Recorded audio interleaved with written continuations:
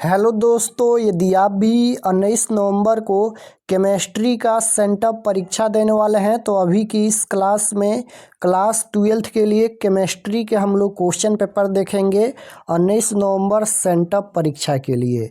तो आप लोग इस क्लास में अंत तक बने रहिएगा। यहाँ पर देख सकते हो इंटरमीडिएट सेंटअप एग्जामिनेशन 2025, ये सेंटअप परीक्षा के लिए केमिस्ट्री का क्वेश्चन पेपर है। तो केमिस्ट्री का विषय कोड 118 रहेगा और सभी का सेट कोड ए रहेगा। 19 नवंबर को केमिस्ट्री का आप लोग का सेंटअप परीक्षा होने वाला है। तो 19 नवंबर सेंटअप परीक्षा के लिए ये केमिस्ट्री का क्वेश्चन पेपर है। तो केमिस्ट्री का एग्ज़ाम जो होगा वो पूरे 70 नंबर का होगा, क्योंकि इसमें 30 नंबर का प्रैक्टिकल का एग्ज़ाम भी होता है। तो समय 3 घंटा 15 मिनट का मिलेगा। सबसे पहले पेपर में खंड अ मिलेगा, सेक्शन ए, जिसमें आपसे ऑब्जेक्टिव टाइप क्वेश्चन पूछा जाएगा।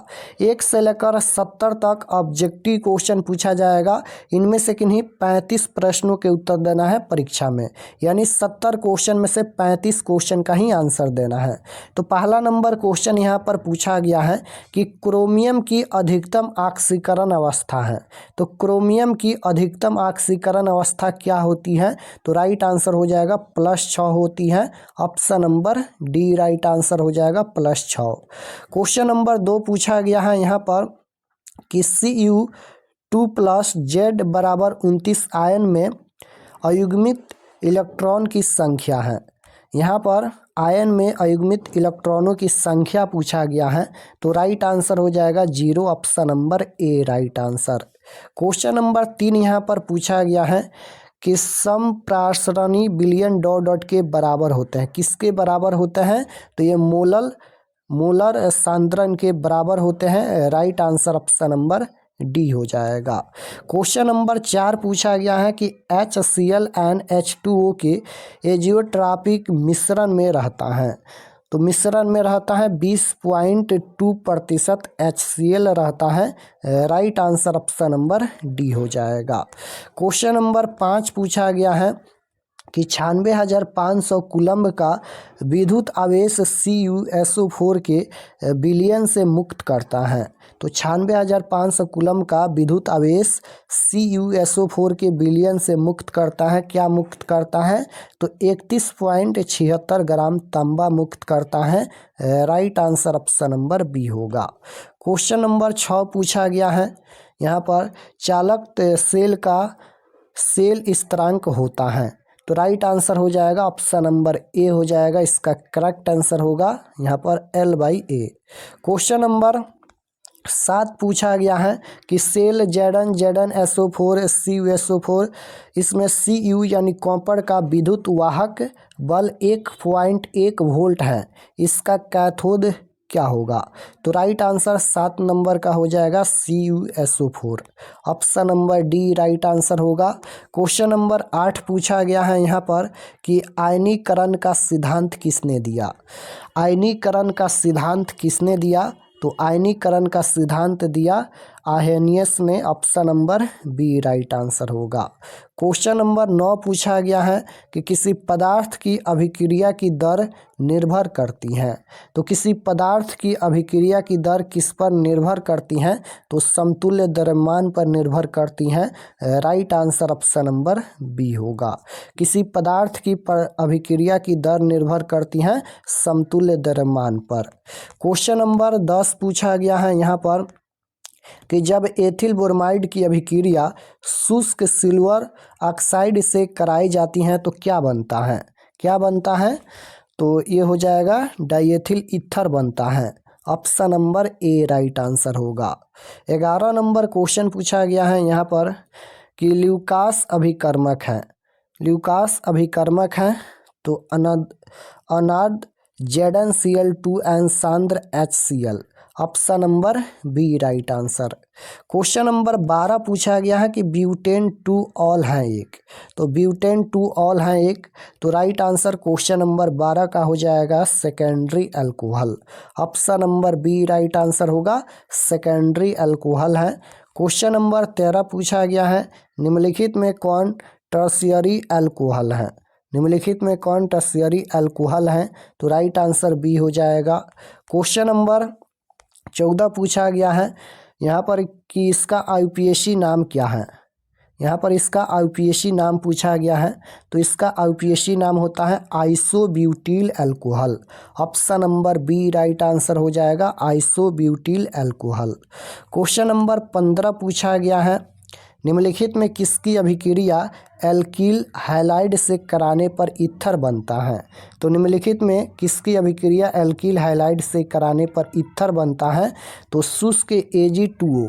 Option number A right answer हो जाएगा, शुष्क Ag2O। क्वेश्चन नंबर 16 पूछा गया है, यहाँ पर भी इसका आईयूपीएसी नाम पूछा गया है। तो इसका आईयूपीएसी नाम क्या होता है, तो 3 हाइड्रोक्सी ब्यूटेनॉल।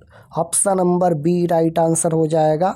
क्वेश्चन नंबर 17 पूछा गया है, फार्मेलिन एक व्यापारिक नाम है। तो फार्मेलिन एक व्यापारिक नाम है, ये हो जाएगा 40% मेथनॉल के जलीय घोल का व्यापारिक नाम है। Right answer option number C होगा। क्वेश्चन नंबर 18 पूछा गया है कि एक एल्डिहाइड के ऑक्सीकरण से प्राप्त होता है। तो एक एल्डिहाइड के ऑक्सीकरण से क्या प्राप्त होता है, तो एक अम्ल प्राप्त होता है। Right answer option number D हो जाएगा। क्वेश्चन नंबर 19 पूछा गया है कि क्लोरेटोन बनता है जब क्लोरोफॉर्म की अभिक्रिया होती है। किससे अभिक्रिया होती है, तो एसीटोन से अभिक्रिया होती है। Right answer option number C होगा। क्वेश्चन नंबर 20 पूछा गया है कि संतृप्त मोनोकार्बोक्सिल अम्लों का सामान्य सूत्र कौन है। तो CnH2n+2O ऑप्शन नंबर ए में दिया गया है। राइट आंसर ए हो जाएगा। 21 नंबर क्वेश्चन पूछा गया है यहाँ पर कि फार्मिक अम्ल एंड फार्मिल्हाइड को निम्नलिखित में किसके द्वारा विभेद किया जा सकता है। तो राइट आंसर हो जाएगा sodium bicarbonate. Option number D right answer हो जाएगा, सोडियम बाइकार्बोनेट।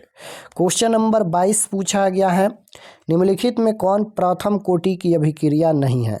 निम्नलिखित में कौन प्रथम कोटि की अभिक्रिया नहीं है, तो ऑप्शन नंबर बी ये प्रथम कोटि की अभिक्रिया नहीं है। राइट आंसर बी होगा।